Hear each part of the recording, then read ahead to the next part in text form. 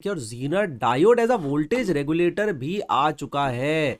फिर आपका एम्पलीफायर भी। तो देखिए ये है सबसे इंपॉर्टेंट टॉपिक्स। ये टॉपिक से क्वेश्चन बनता ही बनता है और सीबीएसई के बच्चों ने मोस्टली इसको किया होगा miss. Hello everyone, welcome back to the channel. तो आज के वीडियो में मैं आपको डिटेल में बताऊंगा कि सीयूईटी और सीबीएसई का जो सिलेबस है उसमें क्या चेंजेस हैं। एक्चुअली में जब सीयूईटी की वेबसाइट पे आप जाके चेक करेंगे, जो मोस्ट ऑफ द स्टूडेंट्स ने नहीं किया है, कि जो टॉपिक्स सीबीएसई से हट गए थे उसमें से काफ़ी सारे टॉपिक सीयूईटी के लिए हमें पढ़ने होंगे। इवन कुछ चैप्टर्स ऐसे हैं जो आपको एडिशनली पढ़ने पड़ जाएंगे सीयूईटी के लिए।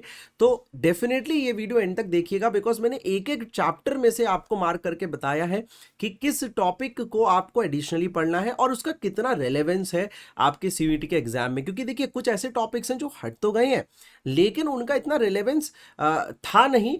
अब जब वो वापस आ रहे हैं तो उनका रेलेवेंस सीयूईटी को लेके बहुत ज़्यादा बढ़ जाता है, क्योंकि वहां से क्वेश्चन बनता ही बनता है।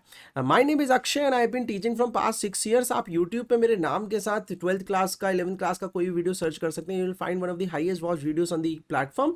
Also let me know in the comment section कि आपको सीयूईटी का क्या इस वीडियो के बाद कोई डिटेल वीडियो और चाहिए। Definitely we are bringing more serieses for you like MCQ batches and all, so that आप इस साल की सीयूईटी में काफी अच्छा कर पाए। तो चलिए वीडियो को स्टार्ट करते हैं एंड सबसे पहले बात करते हैं चैप्टर नंबर 1 की। तो चैप्टर नंबर 1 में आप देखेंगे मैंने ब्लैक कलर से अंडरलाइनिंग कर रखी है।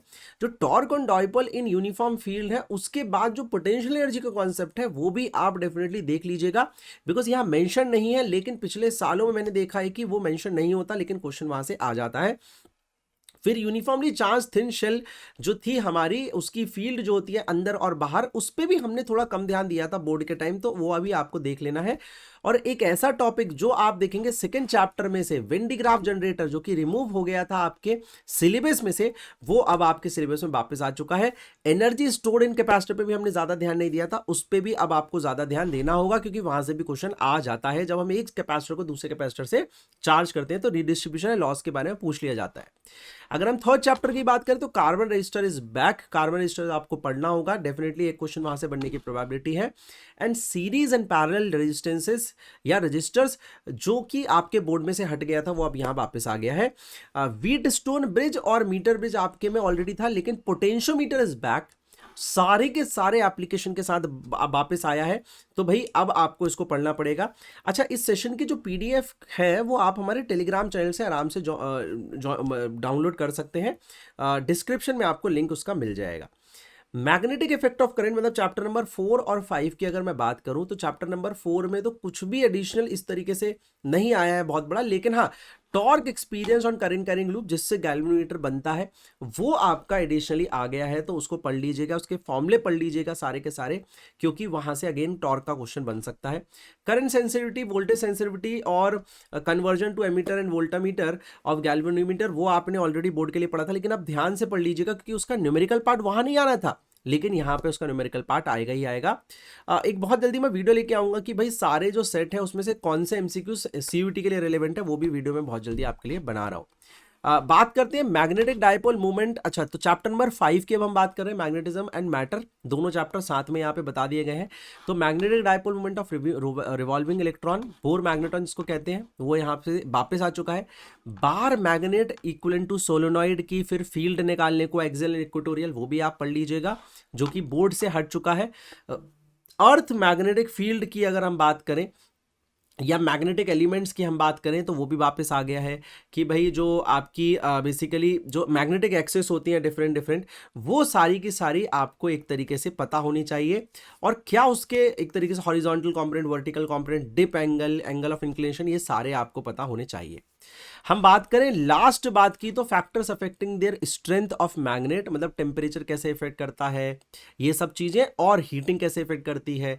फिर उसके बाद परमानेंट मैग्नेट्स, तो हिस्टैरिसीस लूप वाला पार्ट भी आप इसमें देख लीजिएगा। मैंने जो जो बोला है उसको पेन डाउन करके इन टॉपिक्स को जाके एनसीईआरटी से कवर कर लें। सिर्फ मोस्टली फॉर्मूले भी पढ़ लेंगे तो काम हो जाएगा, या थ्योरी पढ़ लेंगे तो आपका काम डन हो जाएगा।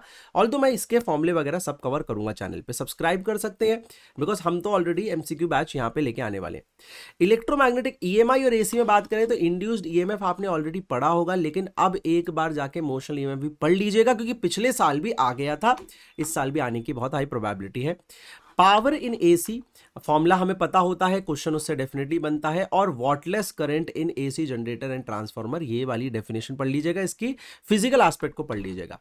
इलेक्ट्रोमैग्नेटिक वेव में मोस्टली जो बातें हैं वो सेम ही है, लेकिन यहाँ पे नीड फॉर डिस्प्लेसमेंट करंट, एक तो ये वाली जो टॉपिक है, नीड सिर्फ आपको पढ़ने की क्यों नीड आती है, एक सिंपल सा आंसर है उसका, उसको पढ़ लीजिए। और ट्रांसवर्स नेचर ऑफ वेव पे क्वेश्चन बन सकता है।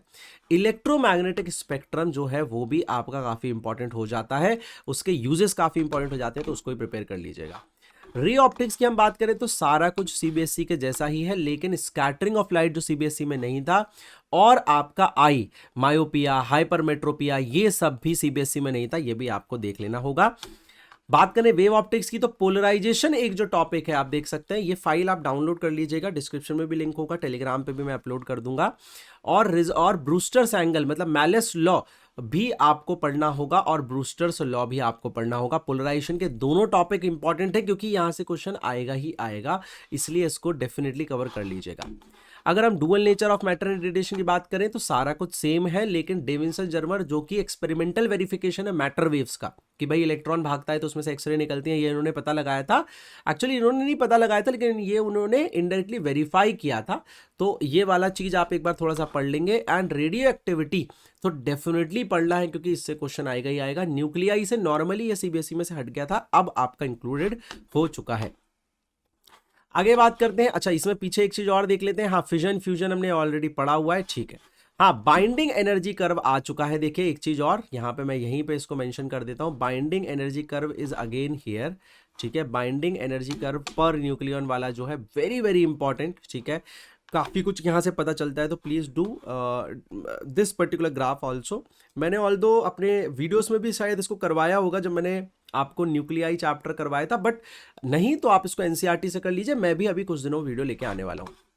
फिर बात करते हैं इलेक्ट्रॉनिक डिवाइसेस मतलब सेमीकंडक्टर चैप्टर की, तो उसमें डायोड जो है हमारा सीबीएसई से हट चुका था, अब वापस आ गया है, देखिए। और Zener diode as a voltage regulator भी आ चुका है।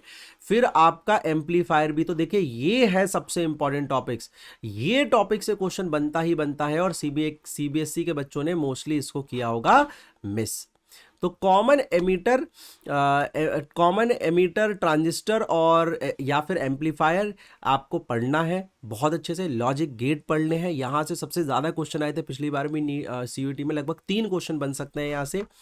और कम्युनिकेशन सिस्टम जो कि पूरा चैप्टर आपका सीबीएसई में नहीं था, वो यहाँ पे आपका पूरा का पूरा चैप्टर ऐड हो रहा है। तो इसका तो मैं एक शॉर्ट नोट वीडियो डाल दूंगा आपके लिए, जिससे आप इस पूरे चैप्टर को 15-20 मिनट में रिवाइज कर पाएंगे। सब्सक्राइब कर लीजिएगा चैनल को, क्योंकि इस पर्टिकुलर चैनल पे मैं फिजिक्स के रिगार्डिंग सीयूईटी, नीट और जेई के लिए काफ़ी अच्छा कॉन्टेंट लेके आने वाला हूँ।